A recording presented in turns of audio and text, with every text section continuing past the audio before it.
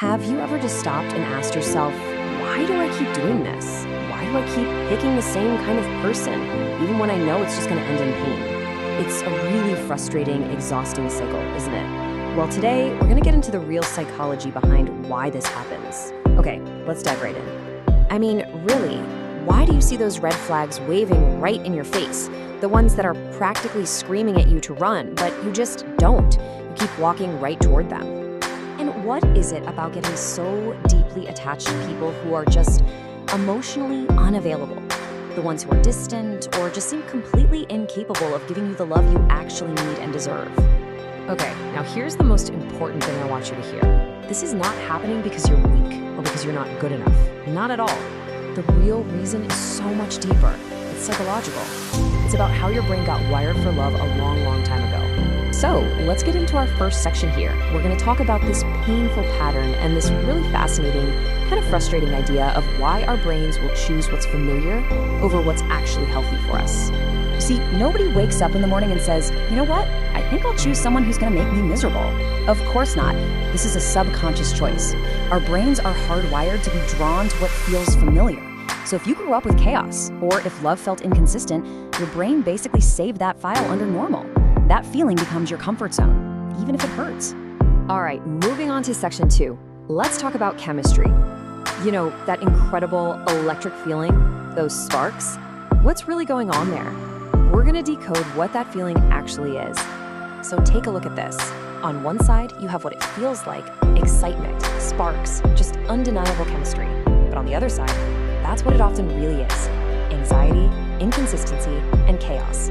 Those butterflies you feel, so often it's not love at first sight, it's your nervous system recognizing a familiar pattern of unpredictability. It's anxiety in disguise. And here's where it gets really dangerous.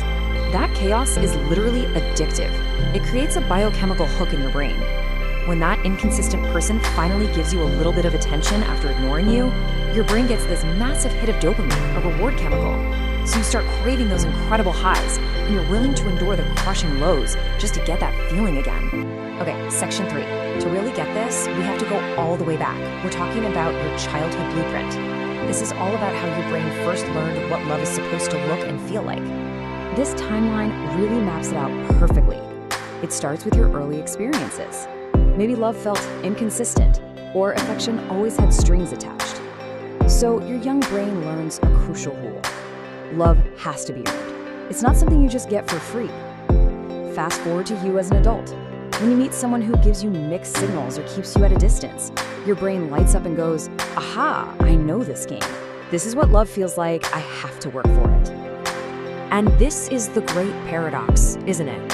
When someone who is genuinely kind, stable, and consistent comes along, it can feel weird. It can even feel boring. Your nervous system is so used to that roller coaster of highs and lows that peace and stability feel totally foreign, almost suspicious. This dynamic is what often leads to our fourth topic, something really powerful called a trauma bond. And this is a big one because it is so easily mistaken for incredibly intense love, but it's not. It's about survival. So, what is a trauma bond? It's a really intense attachment that forms when the person who's causing you all the pain is also the only person who can provide relief from that pain. It creates this crazy addictive cycle. It's a survival instinct, a way of clinging to the source of comfort, even if they're also the source of the hurt. Let's just walk through the cycle real quick. Step 1, they withdraw, they go cold. Step 2, you panic. Your anxiety skyrockets. Step 3, they come back and show you a little bit of affection, a breadcrumb. And then step 4, you are flooded with relief. It's that relief you become addicted to, not even the person themselves. Okay, so understanding all of that is half the battle. But now for the most important part. In our 5th section, we're gonna focus on the solution. Let's talk about how to actually break the cycle and find a path to real, healthy love. All right, let's just get this out in the open. The absolute truth is that healthy love is probably gonna feel a little uncomfortable at first. It might even feel boring. Why? Because your nervous system has been tuned to the frequency of chaos for so long, it doesn't know what to do with peace. And you have to be ready to sit with that initial discomfort. So here are 4 really practical, actionable steps you can take. First, learn your attachment style. Are you anxious, avoidant, Understanding that is a game changer. Second, make a conscious decision to stop chasing emotionally unavailable people. Just stop. Third, figure out what your boundaries are and actually honor them. And fourth, start actively, intentionally choosing partners who are emotionally safe. Which, of course, brings us to our final section. What does an emotionally safe partner even look like? What is this safe harbor we're trying to find? Let's paint a picture. A safe partner is consistent. Their behavior matches their words. They're emotionally available. They don't vanish when things get real. They communicate. They respect your boundaries. They're transparent. You're not playing guessing games. And most of all, being with them just feels peaceful because they are emotionally mature. And really, it all boils down to this. A safe partner brings clarity, not chaos. With the right person, you won't feel confused all the time. You won't feel like you have to constantly audition for their love or prove your worth. That entire struggle just disappears. So let's end on this note because I really want this to sink in. You are not broken. You don't choose the wrong people because there is something fundamentally wrong with you.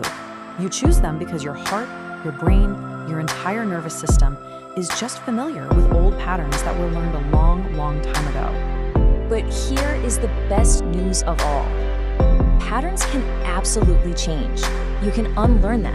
And when you change this one core pattern, believe me, your entire life changes with it. So the only question left to ask is, are you ready to realign your heart?